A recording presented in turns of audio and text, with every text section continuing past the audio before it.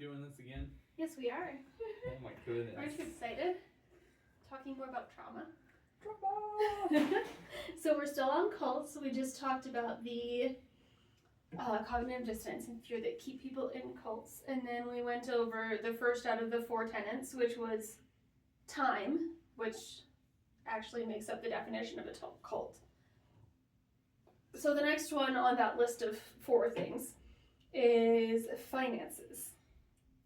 And for me, the finances was very complicated because we were on missionary support, which meant every single cent literally had to be accounted for. Like all of our gas money, all of our, anything my parents tried to spend on us, anything on clothes, anything on food, everything had to be accounted for and justified constantly. Plus the tithing, which was at least 10% of all income, including when you were somebody's tithe and they were giving you their 10% as a missionary. So what did the finances look like for you? How did the cult take control of the finances in your family? And we're talking about like before we got married. Yeah. This is like childhood stuff. Yeah.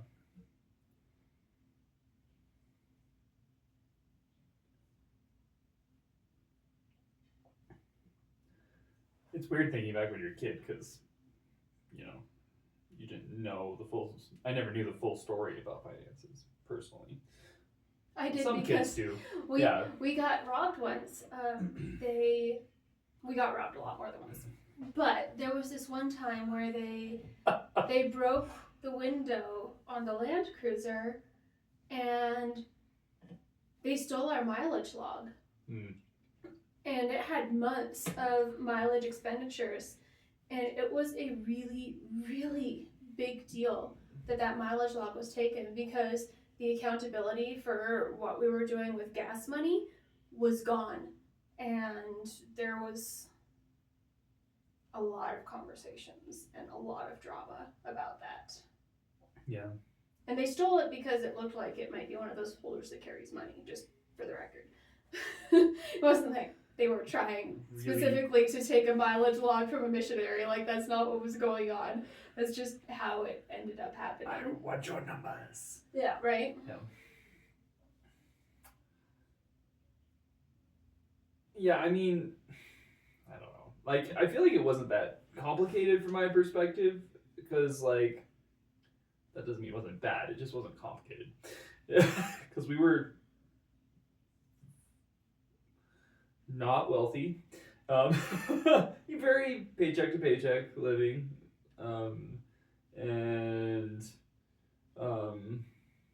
My parents, like, whether it was necessary or not, definitely stressed a lot about money. Again, I don't know, like, the extent to how much of that stress was just disagreement about what to do with the money or lack of money or, I don't know. I just don't know. You know, it was different at different points in time too, but money was always a hard topic for my parents. I know that. I heard them argue about it many times. It was just hard, which is the case for a lot of people. I don't think that was terribly unusual. Just the reality of it,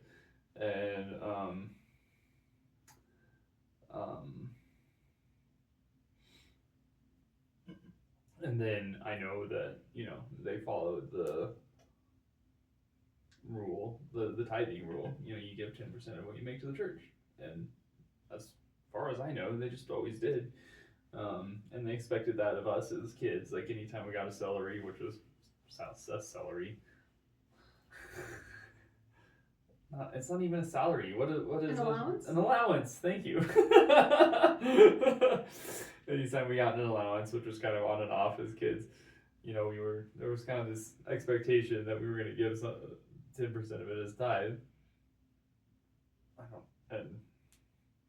And like, it sounds like 10%. Like, when you just say the word 10%, it doesn't sound like a big number. Especially as a kid. Maybe it's because I was a kid, and, you know, a million is a big number and 10 is a small number, you know, like that's kind of how kids think, right? Percentages is you don't quite develop that understanding for a little while. So 10% is like, oh, it's just 10%, right? Like, and you know, you hear they teach you the Bible stories of, you know, where it came from the Old Testament ideas of tithing, where the Israelites were supposed to give it to the temple to it was do originally temple for things. building the temple or just do temple things, yeah. And and then boy, it's been so long I don't remember if there's a strong New Testament tithing argument. I don't remember. It's been too long. Anyway.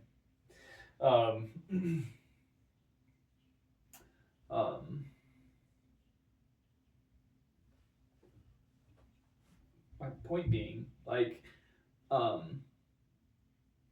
didn't realize as a child, what I realize now is that, like, proportionally speaking, for people who make less money, 10% is a lot more for them, right? Like, just again, proportionally, like, technically, the more you make, the more you give, right? Right. So if I make $100,000, I'm giving $10,000 to keep the numbers nice and round, right? And so $10,000, but if I make $40,000, I'm giving $4,000.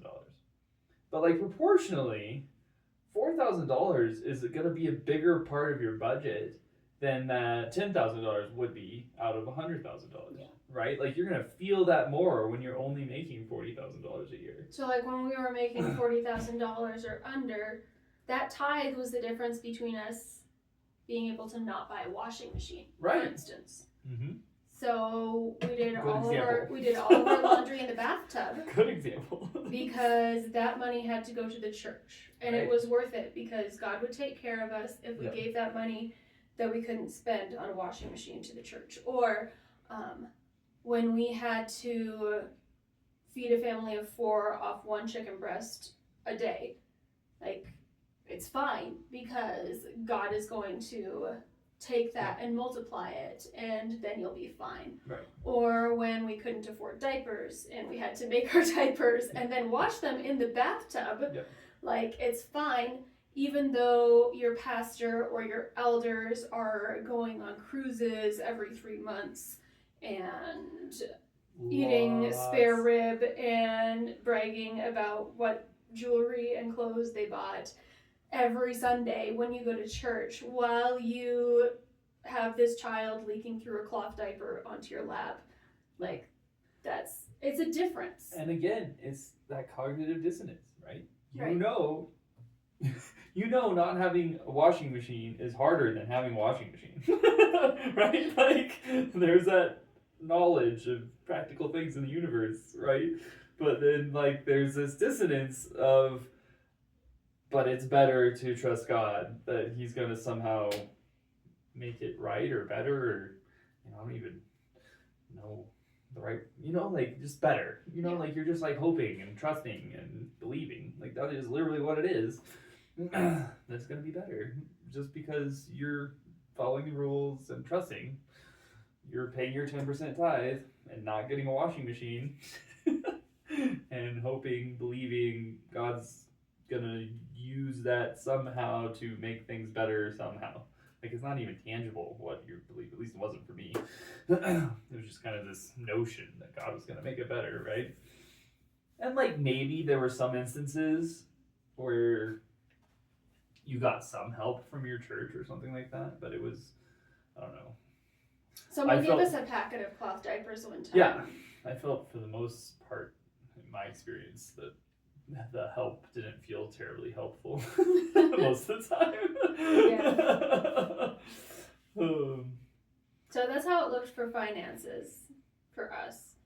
Now we did time, we did finances. The next one is sexuality. So a cult takes control of your sexuality. And when we think of that in terms of cult, often we're thinking of the very dramatized versions of cult documentaries that you see, especially nowadays, which are like, and then these people escaped and they had been sex slaves since they were 12, and it was just horrible, and this man had 50 wives and 97 children and that sort of thing. And yes, that is a thing that can happen in cults when you've got that control of time and finances and power and thoughts. Like that's a thing that can happen, but in a more practical way, for a more widespread and more socially acceptable cult, what did the control of your sexuality look like growing up?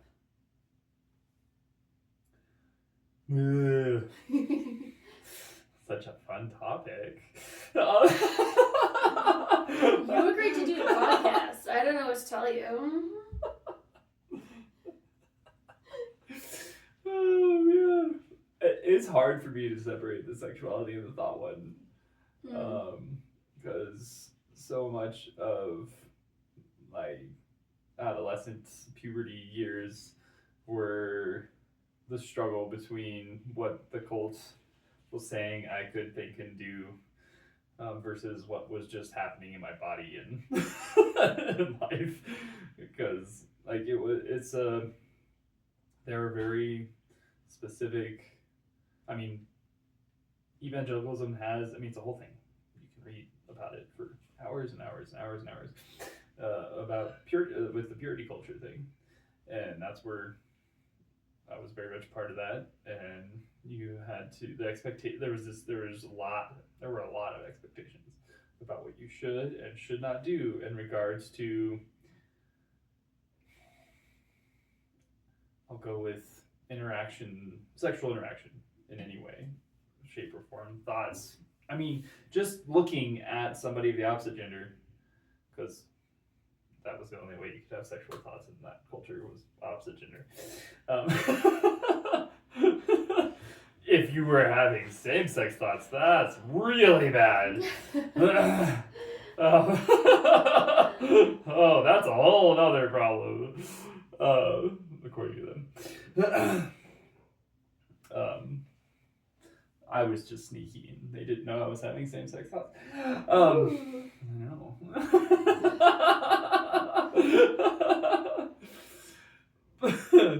But still, but even, with my situation, you weren't supposed to have sexual thoughts, basically, until you got married. That was kind of the rule. You weren't supposed to have sexual thoughts or do sexual things at all until you got married. And anything that was sin. Anything outside of marriage that was a sexual thought or action or, there was zero, you just weren't allowed to do anything. So to the point of even watching an R-rated movie was borderline sexual act, could be considered a sexual act outside of marriage, right? That was just one reason you weren't supposed to watch R-rated movies. There's tons of reasons, but that they had. But and then to make it, to kind of point out how ridiculous it got for me was like, going to King Soopers and walking down or being in the checkout aisle where they had magazines and having this struggle of, is looking at this good-looking woman on the magazine cover a sexual sin? Right? Finding this woman on the magazine cover attractive, like I'm feeling shame about that thought process, because again, everything sexual was sin outside of marriage. So there were no limits to that. And so you're standing in King Soopers. That's a lot of control, right? For a teenager to be standing in King Soopers feeling so much shame and guilt for just seeing a magazine cover. Yeah. It's crazy how much, like, and that shame and guilt, like, that was a big driver for me to, like, be involved in church, to be really committed to attending worship services and begging for forgiveness. Begging for forgiveness, exactly. Like, especially in high school. Yeah, I'll go especially high school and college too. that was a huge driving force for me to, you know, do all of the church things that I did. It was really, for me, very guilt and shame related to to my sexuality. And I mean, and you know, looking back on it, really just finding women attractive. I mean, it's kind of what it came down to for the most part. Like, that was the thing that caused me so much shame and guilt. And then, you know, masturbation, you know, that was the more physical aspect of it that also caused lots of shame and guilt. Because like I couldn't stop, I couldn't not masturbate for extended periods of time, and that was sin, and I was rebelling against God, um, and their solution was to pray more, read the Bible more, have an accountability group where you just were like supposed to talk to other good dudes about whether they had looked at porn or masturbated, and you know, it was so not.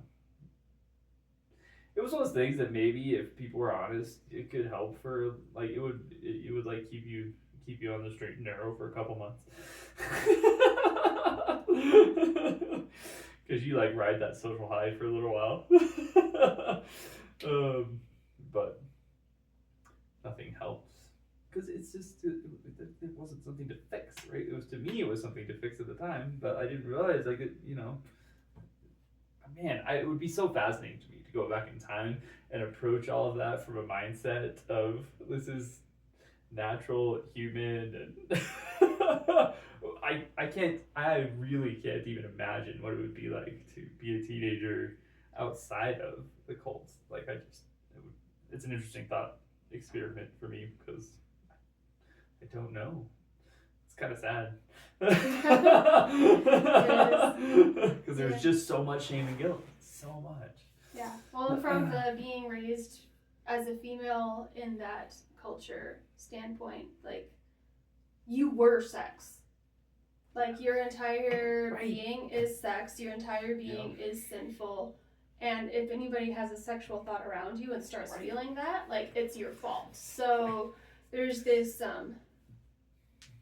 this drive to do everything you can to keep people from stumbling. So you can't show cleavage, but you've got to go even farther than that. Because if you're in church and you see somebody with a penis glance your way, chances are he's having sexual thoughts about you, and it's your fault. You've done something wrong. So ever since I was like 4 years old and first started getting like sexualized by people in my church, which I remember very vividly, it was always my fault, and there was always something that I was doing wrong. So I started wearing pants underneath my ankle-length skirts constantly. I started covering my hair as best I could every time I went anywhere. I wore turtlenecks under my like long sleeve turtlenecks or dickies. A dickie is like a turtleneck that's not attached to anything, so it's just like this big old neck that comes right here, and then you can put it over the top and over the front and the back, so you don't have any cleavage or any neck showing. And I did that when I was like 10 constantly, and they called it a dickie. They called it a dickie. Yeah, I know. One of mine had this little rose applique on the side, and I picked that out with nail clippers because it was drawing too much attention to my neck. So when I became a teenager, it bled over into, well, obviously people look at you sexually, it's your fault, and you're tempting them. So I got the worst haircuts I could possibly get because they would compliment me on my hair. And then if I ever wore makeup, they complimented my makeup. So I couldn't do makeup. I couldn't have decent looking hair. I could never wear jeans because they were illegal on the compound that I lived on. Of course. But if you did wear slacks, you had to be able to at least grab like a full hand of the slacks at any point. Like, you could not have them tight enough so you couldn't grab that whole thing. I know that was a uniform requirement for your high school as well. Yeah. But yeah, if anything ever happened, it was your fault, and you could not bring anything up if somebody misbehaved towards you because it was your fault. And I remember one of the most uncomfortable experiences of my whole life was getting baptized. Because because I was in a bathtub in front of a congregation with a man, and he was touching me, and that was woo. Yeah. That was a lot. But the sexuality aspect there, it doesn't end when you get married. Because the way I described our cult people was, it was a fertility death cult. Because the idea is to have as many children as possible, as quickly as possible, and you are accountable to your church for your married sexual life as well. Yeah. You have to have sex every so often. You have to check in with the elders of the church to make sure it's okay there. Like, you're doing it often enough, or you're being submissive enough, or you're being accessible enough, and how to do that better. And then every time you have a child, they're like, are you back at it yet? Like, are you ready? Are you ready for him? Because, I mean, they say it's 6 weeks after you have a child that you can have sex again, but you got to be ready as soon as you can. Otherwise, he's going to cheat within 2 weeks of you having a child. And it's just this continuous sexual control. It never ends. It really never ends.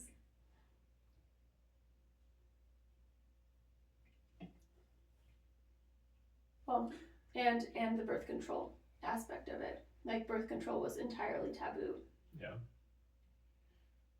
Yeah. Well, and yeah, it's always, like, they say, you know, you can do sex in marriage, you have sex in marriage, but then, like, it's still, like, once you're married, you can't, it's all controlled within, it's supposed to be within that marriage, right? You can't be attracted to anybody else, you can't, you know, you can't look at anybody else, you can't, there's still, you know, it's control on both sides for the whole thing, right?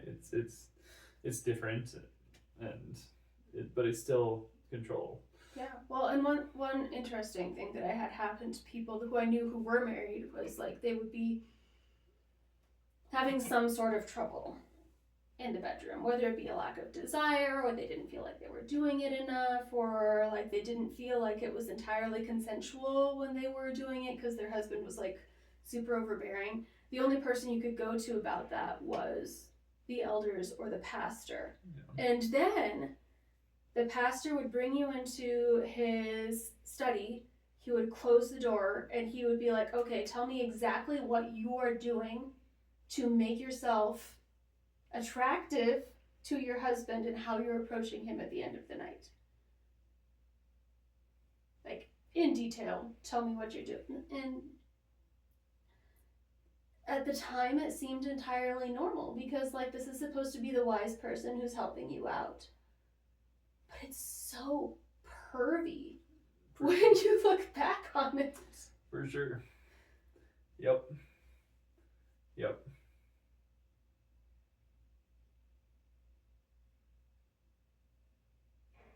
No, it's a control. Like, it just always goes back to that, right? It does.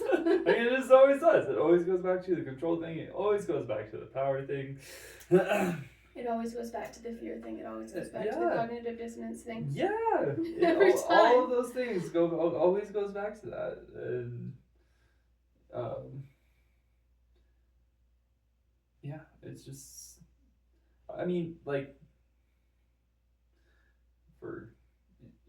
it's a good thing it's so cult behavior, and, like, it happens every day. All over America, for sure. Yeah. In churches, this is the stuff happening, right? And it's not good. Well, and I feel like one of the most harmful things that was normalized in terms of sexuality was marital rape wasn't a thing. Like, if you are marrying someone, you are agreeing that he will be able to have sex with you, whether or not you like it, whether or not you enjoy it, whether or not you're into it, every day. So be ready all the time. Lingerie every night. Like, there is no I like this, I don't like this, I'm ready for this, I'm not ready for this. There's no sense of humanity, there's no sense of self-worth there. There's not, you don't own your body. Like, it goes back to the power of you are not your own, you are bought with a price. And Paul saying that you should never withhold yourself from your spouse. Like, that's not something that you can do. Therefore, they have a right to your body and you don't. No matter what they want to do to it, that's their right. Yeah. Which, again, to go back to cognitive dissonance so flies in the face of love your neighbor as yourself. Love is patient. Love is kind. Right? Like, all of these other ideals that you're supposed to live up to. And then, you talk about actual real life practical things happening in a Christian marriage. And it's this weird power trip that, the male is supposed to have over the woman, and she's supposed to be submitting, and none of that. Well, and she's supposed to be patient and kind. Well, right, yeah. But that's not what that. Spread them open. Right, but like the cover. But then you try to tie in as yourself, right? Love your neighbor as yourself. Oh, how am I loving myself? Well, I'm getting the shit beat out of me and just letting people do things to me all the time and getting, letting myself get walked all over. And so then the definition of love for you, if you're, love your neighbor as yourself, it's a low bar, right? Yeah. I mean, it's so twisted that's the thought process that is presented. Well, but there's no escape from it though either, because the sexuality there is, if you have sexual thoughts for somebody, you've already fucked them in your mind. Yeah. So now you're sinful. The only way that you can get around that is by marrying them. Once you marry them, God's design for marriage, according to Focus on the Family, is that you never, ever divorce. Like, you can take a break if there's some sort of physical abuse that involves, like, beating. Rape is fine. Like, that's fine. But if they're, like, beating you and your children, then you can leave for a while, as long as you're doing counseling and making sure that you're getting back with them. But you have sexual thoughts towards one person, you're stuck with them for life. You cannot escape. And there's no way that you can have any sort of sexual experience, sexual thoughts, sexual desires outside of that. If you do, go back to the church and admit it to your pastor and or elder and or accountability partner, and then they get to tell you how you're going to make up for that. And usually it's by serving the church in another way. Yeah. Inescapable. Totally inescapable. Right.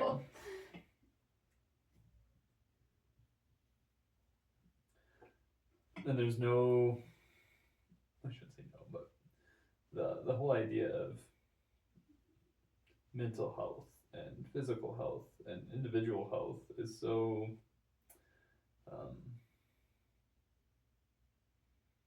lowly.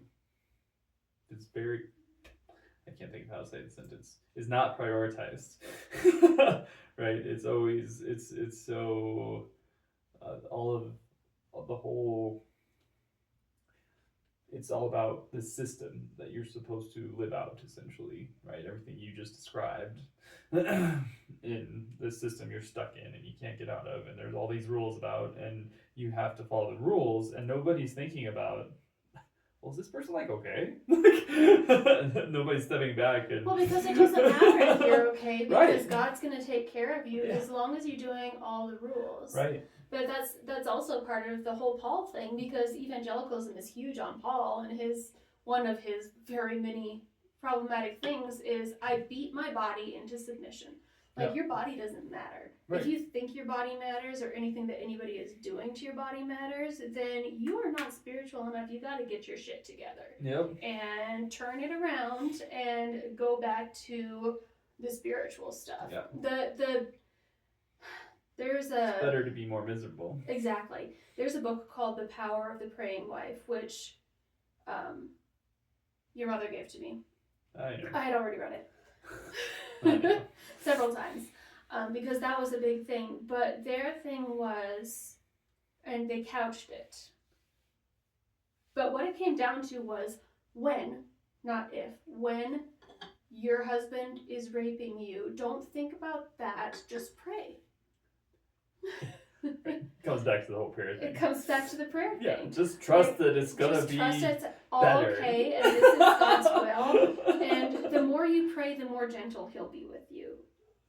Oh man. Yeah. Right, and then it never happens, and then you're just trusting that this prayer thing is supposed to work somehow magically. Yeah. It's the same thing. Yeah. Yeah.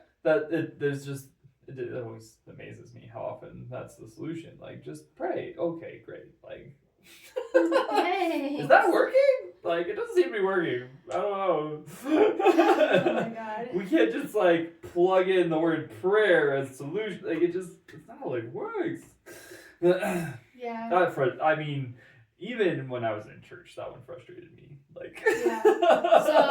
So last week, I mean, they announced at least the first stage of the ceasefire in Gaza this week. Last week, I'm in this text chain that's all about atrocities being committed there. And I went onto Facebook, and it was this text chain about this bad thing is happening, this many children are starving, this. And then after that, it was somebody that we know from Bible school who was homeschooling her children. And it was this beautiful picture of her and her husband and their children. And she's like, we prayed that they would have this ice cream flavor. And they did. God is so good. You have to get very specific. That's what we're praying. That's the part of prayer that God is answering. He's not answering the prayers of these millions of people over here starving and getting shot in the face. But at least you've got raisin flavored pistachio ice cream at this very specific shop that you go to once a week. And you already knew those were the flavors they have. Like, what in the world is wrong with us when, like, that is the thing that convinces us that God cares? Yeah. But on from sexuality. So,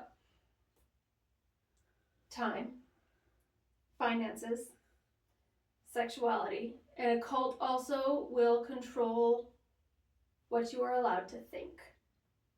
And they can do this in a variety of ways. One of the ways that they were very proud of when I was growing up / in high school was that they had very specific censors and blockers as to what websites, books, magazines, curriculum sort of things were allowed on the compound. They made sure that everybody was checking what you had in your room to make sure that nothing was against the censors that they had. They would have accountability where somebody would go over the browsing history and make sure nothing could be construed as against the thought processes that you were supposed to have. And then they made sure that they kept you up late in services at specific times and got you up early to go to services at specific times. So you've got that very censored bubble of information. You've got that lack of sleep that is very intentional, which I was told in no uncertain terms was incredibly intentional, to make sure that you are more susceptible to being influenced by these things. And then the very, very stringent, if you say something out of line, we come down on you hard, which I experienced both growing up and in high school, and then in the Bible school where we went, as well as Bible schools that I was at prior to that.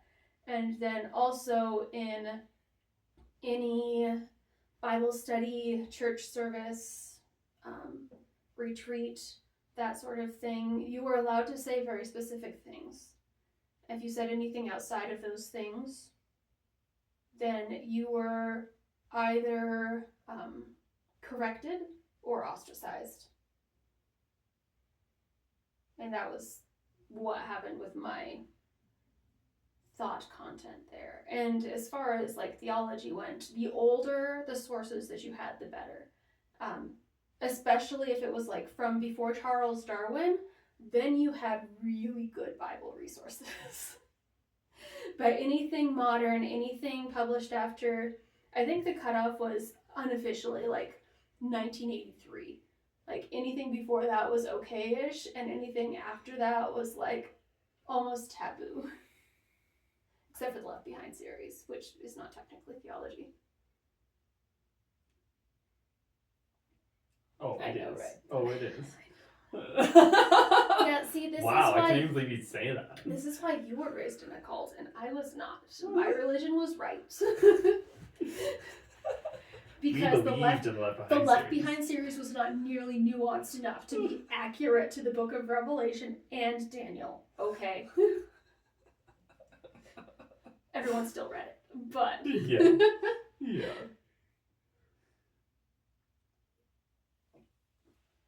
I mean, your experience takes the cake with the whole thought thing. Like, they were adamant. Yeah. I mean, they all are, but the more conservative it was, the more adamant about controlling thought it is, as far as I can work out. But, like, my thought process about it is very, like, those first three were just kind of, like, foundational to that one, right? Like, everything is ultimately kind of about the thought, controlling the thought process, right? Like, taking your time, your money, your sexuality, like, the point of all of that, really, in the end, is controlling what you're thinking about, right? You're supposed to be only thinking about these specific things all the time, and and then, you know, and the money thing is you're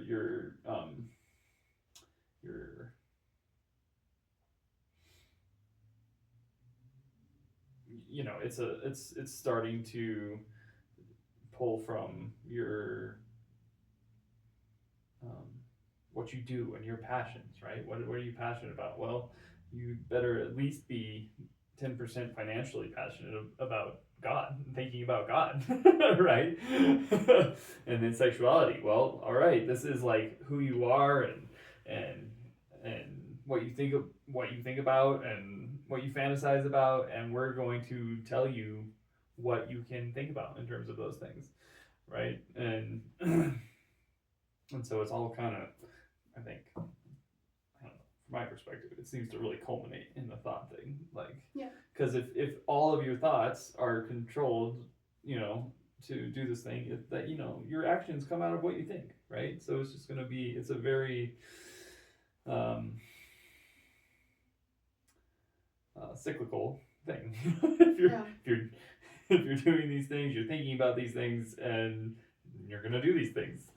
And they were very, you know, and again, it was, you know, it was I guess, you know,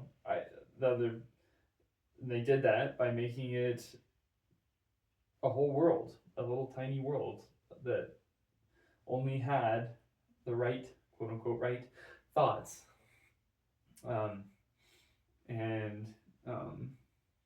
And if the more you lived in that world and thought those things, the better Christian, the better person, the more godly you were, right? The more Christian music you listen to, the less secular music you listen to. I mean, you learn to say the right things and do the right things, and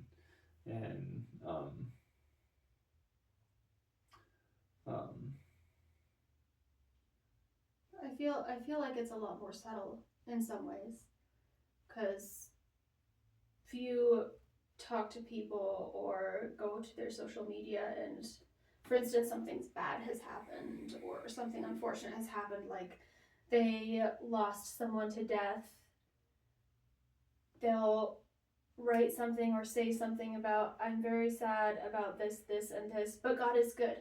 You'd bring it back. Like, even the people who would not consider themselves, or we might not consider to be in a cult, they bring it back to that, because you're allowed to feel to a point.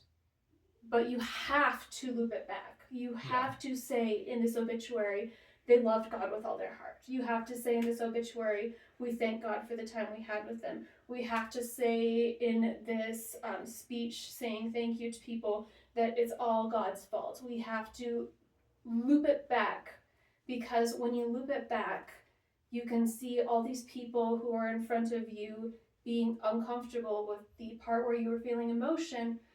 They come back to a place where they're comfortable, because they're comfortable when you say all glory to God, when you say God is in control, when you say God's will be done, that sort of thing. You're bringing them back into a sense of safety, because they can all feel the same thing at the same time, and they don't have to deal with the part where they had negative emotions. You tied in the groupthink. Exactly. Yeah, because it's very groupthink, right? Like, and it means you don't have, it's and that's the, you know, the power of being right. Yeah. Aspect. It's comfortable. You know all that this group of people all are going to say this. They're all going to agree with this. They're all going to be on board with this, and it's going to be very simple. It's not going to be complex. It's not going to have. It's going to have positive emotions attached to it. It's going to have hopeful emotions attached to it in terms of, you know, thinking about either eternal life with God, or God fixing everything, or God taking care of everything, or right. It's always got a positive spin to it that you're going to tie all these things back into this the some very broad general good thing that's supposed to, you know, that makes everybody feel a little bit better. Well, and it makes sense though, because that's one of the ways that people can actually know each other and feel like they have friends and have community is by church things. So like you've got a trivia group, or you've got a bowling league, and you've got something in common, but you don't feel like you're having those deep conversations. Whereas if you go to a small group from a larger church, like you're meeting people, you're having these conversations, you're getting together, you're actually sharing. It feels like community, as long as you say the things. Like you can say other things, as long as you loop it back. You have to loop it back to where everyone is comfortable and you all have that thing in common. Right. Which is so nice, because you feel like you're in community with somebody. Right. It's great. Right, and it sounds nice and good until you realize you're gay. Yes. Right? And then all of a sudden, nice and good doesn't match up with who you are as a person. Yeah. And then it gets really messy. Or, you know, you got nice and good, but you masturbate. Or, right? And you just, there's these human things that all of humans experience, to, you know, in different ways, but it's going to be something, right? Whatever the thing's going to be. And then either you decide to like squelch that part of you and try and mask who you are and fit in with nice and good community talking points. Well, yeah, because you get the social status, you get the community, you get the job opportunities, you get the people who can watch your children, you get the part where you actually get to be together with people and share a meal. You get all of that as long as you conform to that groupthink. Yeah. If you leave the groupthink, then either you do that on your own time and they don't know about it. Right. Or you tell them about it and you are no longer in the group. Right. Yeah. Yeah. Which is thought controlling. Yeah. Right? Like if I'm wanting to stay in the group and I'm wanting to keep doing this and there's part of me that is contradictory to it, then I just have to lie to myself about myself, right? And then I'm just gonna start to hate myself because that part of me is there. And so, I'm just like, you know, long term, that's what you're gonna do is, sure, you're saying the right things, you fit in this group, but you also hate yourself. Yeah. Well, and you can tie that back into the sexuality thing as well, because you'll see a lot of marriages that are incredibly unhappy. And you can send, like, all those women will go to the same small group, and they will, like, have a Jesus book club or something, or a regular book club, whatever they're doing. But they're there to say, I am so unhappy in my marriage. And everybody else will say, oh yeah, me too. That's how marriage feels. You're just unhappy. That's why we have this group, is so you can come and tell us how much you hate your husband, how much you didn't want to have kids and you still have kids, how much it's really hard and you don't feel like you have support. We all feel like it's really hard and we don't have support, but we're stuck in this. So here we are, and there's that solidarity of being together with people, for sure, yeah, which reinforces that thought process. Like, yes, I'm miserable and I hate my life and I hate my marriage, and I wish I could not be spending my entire time being a daycare teacher for my own children and could go actually have a job and get outside the house and wear shoes. And the groupthink is, well, yeah, everybody feels like that. You're normal and you're right where you're supposed to be, because everybody feels that way and everybody's miserable. And it's a good thing you're miserable here, because you're not of this world. You're in this world but not of this world. You should be looking forward to heaven anyways. This is God preparing you for heaven. Yep. They control your thoughts by telling you it's good to be miserable. Yes. It's very good to be miserable. Yep.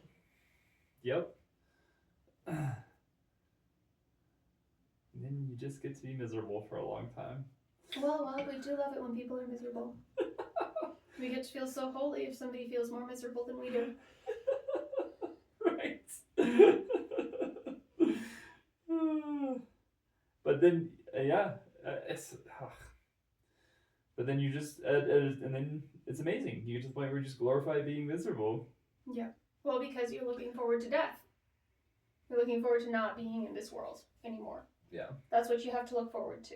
Because your finances, your time, your sexuality, your thoughts, all of it is subject to someone else. And then once you finally die, once you're finally taken from this world, raptured or dead, whichever it be, then you'll be happy. Yep. And the more miserable you are now, the happier you'll be then. Yep. What a crazy trap. Like, that's a crazy trap. Like, it's... it really is. And they hold you... Yeah. And again, it's that is all cognitive dissonance, right? Like, I want to be happy, but I'm not. But I'm gonna be happy, even though I'm not. And it's all gonna be okay, even though it keeps not being okay, right? Just over and over again. And that's when a cult turns from a cult into a death cult. Is when you glorify that point of transition. Like, you're miserable now, death is gonna be better. Which is why, coming back all the way to the beginning, trans people getting gender-affirming surgery are looking for a joy right now. It's the opposite of a death cult. Yes. You're not looking forward to killing somebody. You're not looking forward to being dead yourself. No. You're trying to make yourself as happy as you can be right now. You're trying to live a fully realized life. You're trying to immerse yourself in the experiences that you have right now, which is exactly the opposite of a death cult. Right. So if you do, let's assume Elon Musk is right. Transness is a death cult. Let's see if we can fit it in. So time. You have to spend your time going to drag shows. Nope, you can if you want. You have to I'd be really bad trans person if I had to. I've been to like 3. Just justifying being trans. Like, no, you're not doing that. You've got things to do. You go to work. Transness could potentially take control of your finances if you just decide you're going to spend every dollar on clothes and gender-affirming surgery, potentially. It'd be really hard. I feel like that's tough though, because like that's not so much like a controlling aspect of I have to do this as like, which I don't know, I guess you could say that too. Do you feel like you have to get surgery? No. I mean, it comes down to, I mean, what I want. I mean, the whole thing is about what I want, right? I mean, and who I am, what I want, and who I am.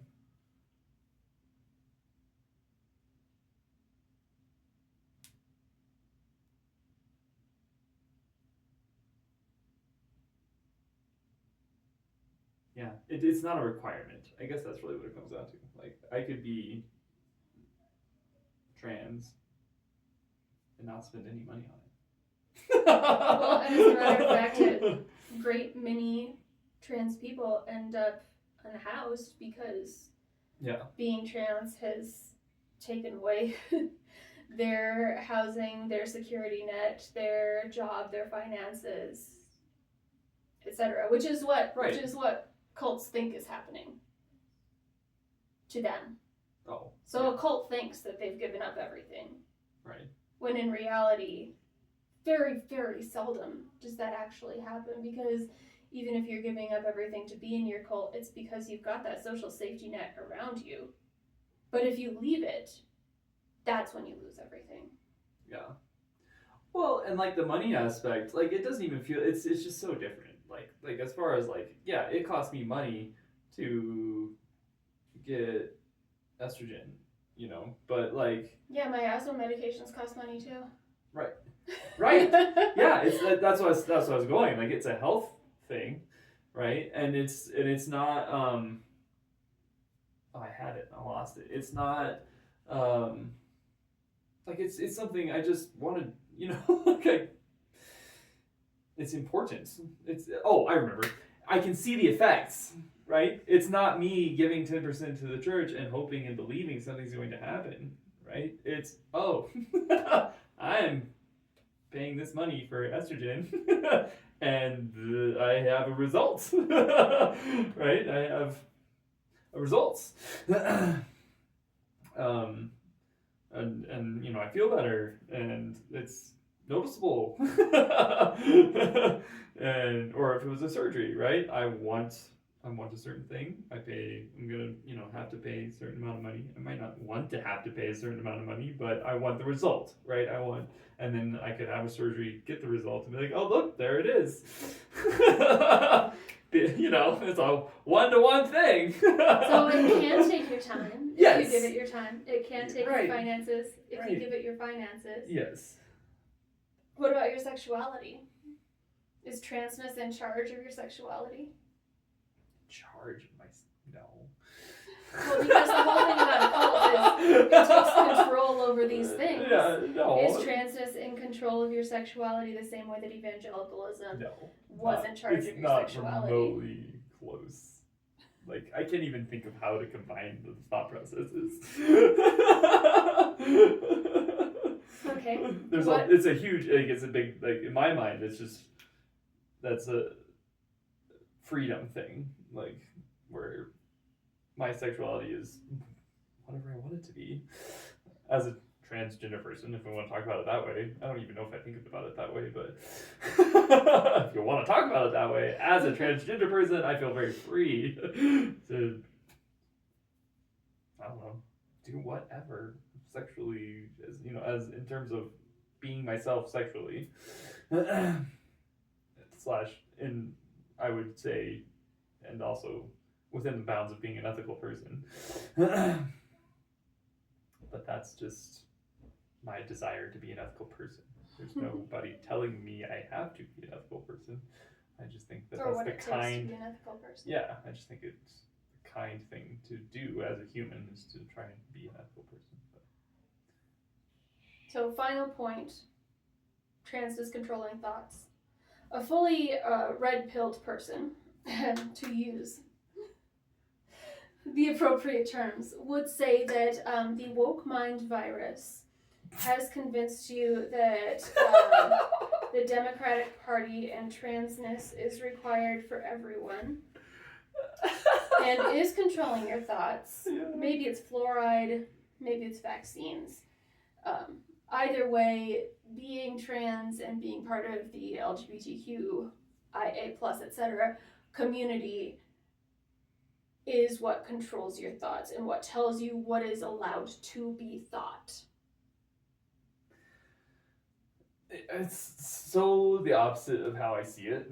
Like, because so much of because being in a cult is about putting boundaries on what you can and can't think, right? And what I grew up in, it was so much about you can think these things, you can't think these things, right? Like, and again, you know, from my perspective, it like getting to the point of recognizing that I am transgender was just me being willing to actually think about more things. Right? Like it's just like it's that like really what it came down to. It's like just being willing to think about a larger number of things in the world, in the universe, and being open to that. and and as I did that, you know, topics I'd never thought about came up. What a concept. You start thinking about more things, you think of things you never thought of before. It's really not complicated. But because and that was kind of like the whole probably big realization, one of the bigger realizations for me about evangelical Christianity was just like taking one step outside of that bubble of beliefs and thoughts, and just like that moment of realization that there's just like a whole world of thoughts and beliefs out there, and I don't know hardly anything about them. And then just slowly being like, all right, so they're there, and the realization there's nothing inherently evil about them. There's some evil thoughts out there. There's some evil things out there. They exist, right? But just because it exists outside of the Christian bubble doesn't mean it's evil or unkind or harmful. And just being able to start being like, okay, well, let's start looking at them. Let's start seeing, you know, what some of these thoughts are. And, you know, one of those steps was, okay, I keep hearing people talking about LGB. I didn't even know all the letters at the time. LGB, whatever people. That was my thought process at the time, because I didn't even know all the letters. Like, that's how much inside of a bubble was, right? Like, I hadn't even thought about what the letters were. You know what I mean? Like, because it wasn't allowed. It wasn't okay. It was bad. It was, so just don't even think about it. And I didn't. And so then I started to step outside of that bubble, and then, you know, you run into new information. Okay, so what's the information? These letters stand for words. These words stand for people and how they live their lives. How, you know, what is that? How do they live their lives? And then just that and then you know, and just learning about it. And then you learn that there's people out there who have realized, oh, I'm a woman trapped in a man's body. I don't know if that's the best way of putting it, but it's felt fairly accurate for me in a lot of cases. and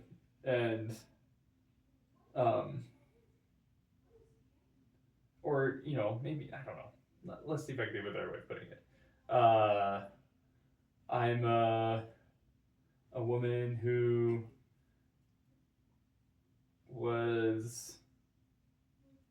for whom it was assumed I was a male my whole life. I think that's a better way of putting it. And that, like, that's that's not the way it has to be.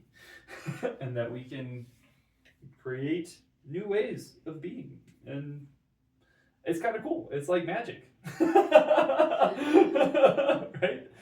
Like real life magic. Of just the realization that who I am kind of is a sort of magic, because like I've always been that way. I've always thought that way. I've always felt that way. I just didn't know what those things were. I didn't have the knowledge. I didn't have the information. It existed. I just didn't know it, right? And I mean, it's like if you've never played baseball, right? And you've never heard the word baseball.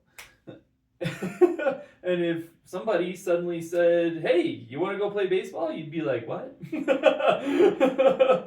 And you know, you could maybe puts a couple things together from knowing the words base and the word ball, right? And maybe start to, but then you have to go and learn. There's this, oh wow, it's this whole fun, cool thing that you can do and have fun with.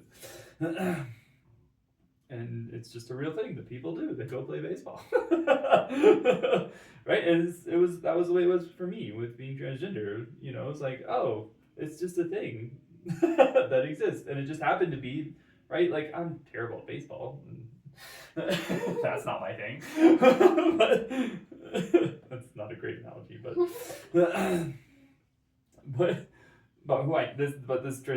but being a transgender woman, that's just that. Oh, holy cow, that's who I am. I just didn't know it was. Just didn't know. Wow, I got way off course. I'm so sorry. I don't think you did. Oh, okay. You're right on course with that. My question to start wrapping things up here, though, is in evangelicalism, in our cults, what we looked forward to was death. Yeah. Was the afterlife. That's what a death cult looks forward to. That's what you were accused of being by some of the more famous people in our society in the past 2 weeks.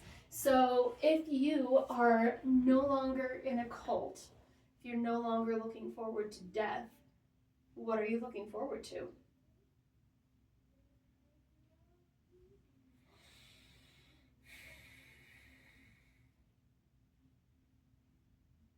First of all, I would say that, like, as an evangelical, it was always after death I was looking forward to. But you had to go through death or after That's death. fair. So just, it's a detail, but and I say it because, like, how I think about death now isn't like I'm not looking forward to it, right? Like, it's not like, it's just like it is a part of being human, and like the way I see it now is that it's not even not as a bad part of being human. It's just like this. It's this crazy part of this insane thing we call life that we don't fully understand. Like, we don't know why we have life, right, or how it came to be, or it's just this kind of amazing thing that is, and death is a part of this amazing thing that is, and so it's more like, not, for me, it's more like not good, bad. It's like an acceptance thing. Like, I get to be part of this amazing thing called life, and death is part of it. And so, I guess to go from there to what am I looking forward to is doing my best to enjoy and get the most out of this amazing thing we call life. Like, how can I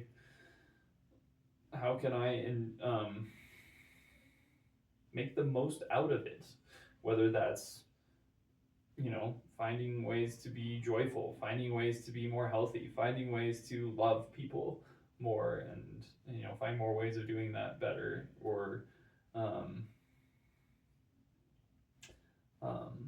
doing things that make me happy, just, to be very, very simple about it, like,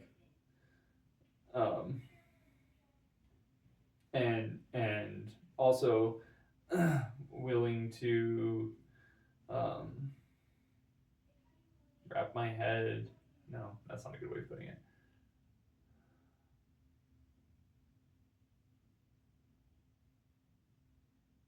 Like, I feel like there was a lot of positive spin on all the things I just said, and it is a lot of positive spin and like what I'm looking forward to, but it's like also like not just like being happy about the happy things, but being able to recognize the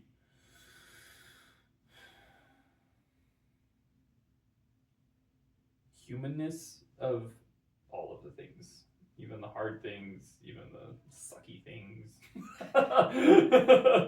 and trying to, have that ability to say, it's not just, instead of what I used to do was just be like, oh, that's evil, and I'm just gonna push it out there, and hopefully I won't have to worry about it, and then I'll be in heaven and it'll be gone. Right? But so instead of that, having, more responding to things and being thoughtful about things and mindful about things and trying to have those things shape me into a better person and hopefully shape me into a person who treats others better, or pushes me towards a way I can live better, or being, finding the things that are worth doing, right? Because some things are hard, but some things are just hard and not worth it, right? But some things are hard and worth it, and they have worth and value, and finding those things and trying to make the most of them, which I don't know if I'm very good at that one yet, but Another thing to look forward to. yeah, getting better at it.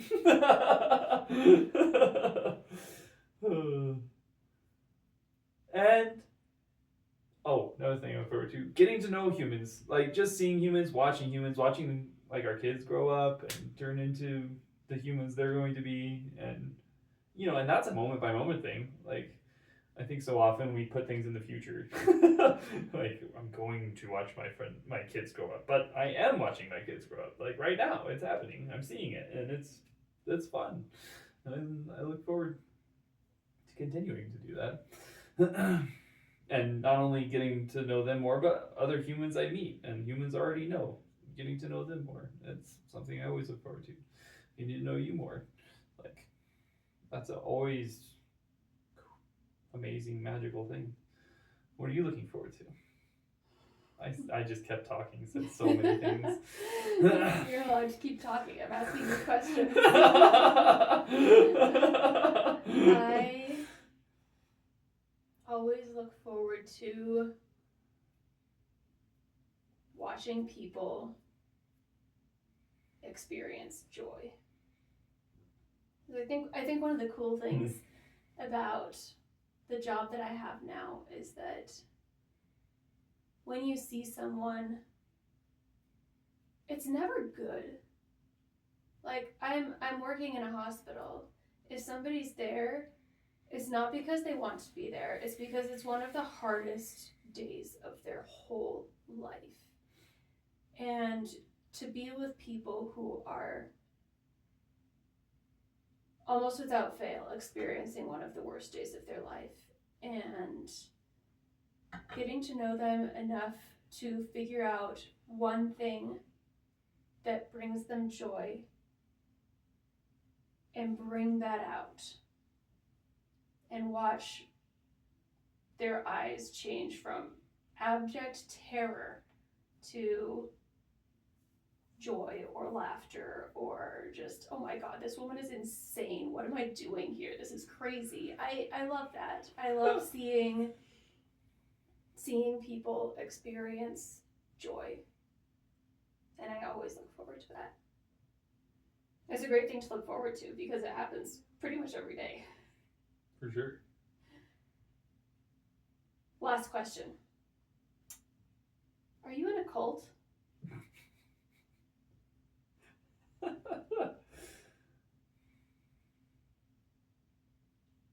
I'm gonna go with no. I'm gonna go with no. I had to ask. If I am, boy, am I in a world of delusion. I don't know. Well, we'll probably find out in the comment section. There you go. Please don't read the comment section.